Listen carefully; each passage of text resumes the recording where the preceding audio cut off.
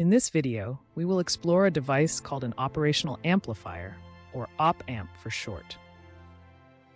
These devices are fundamental to performing mathematical operations with analog electronic devices and are used in modern communications systems and control systems and much, much more. In order to start looking at these devices, we need to start from a high level and then get more detailed as we progress. This is due to the fact that these devices are made up of transistors and are quite complex at this level. Transistor level designs can be explained in a later video in an intermediate electronics series. We must now return to the high-level overview, which looks at why op-amps are used. Without feedback, they are used as comparators. With feedback, they are much more complex and useful in performing mathematical operations. But the emphasis of this introductory video is on comparators. This is a basic circuit symbol of an op-amp without feedback. You have the V plus and V minus nodes, known as the inverting and non-inverting nodes. The nodes above and below the triangle are the supplies. These can have a complex effect on the operation of the devices when we look at it from a transistor level, as they are used to bias the transistors. However, here, you should just note that in order to amplify anything, due to conservation of energy, a power source must supply the necessary energy, as provided by these supplies. The allowed input and output range of op-amps is limited by these supply values.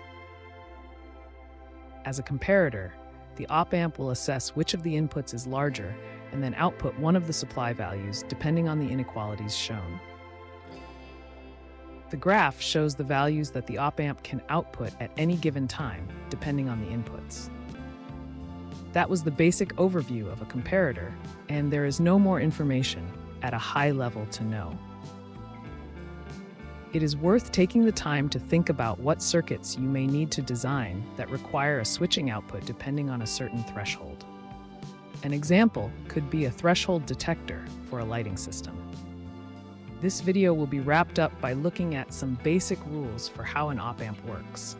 Again, these are high-level results that are based on the transistor-level design. Please don't try to overanalyze these rules or try to derive them, because they are a simplification used at an entry level to analyze op-amp circuits. You can fully understand this once you have learnt what is inside the op-amp. If you imagine a resistor between the two input nodes, this represents the input resistance. Ideally, this is infinite so that no current can flow into the op-amp. Then, if we treat the op-amp as a black box, for now we can ignore why this happens, but we get an output resistance of 0.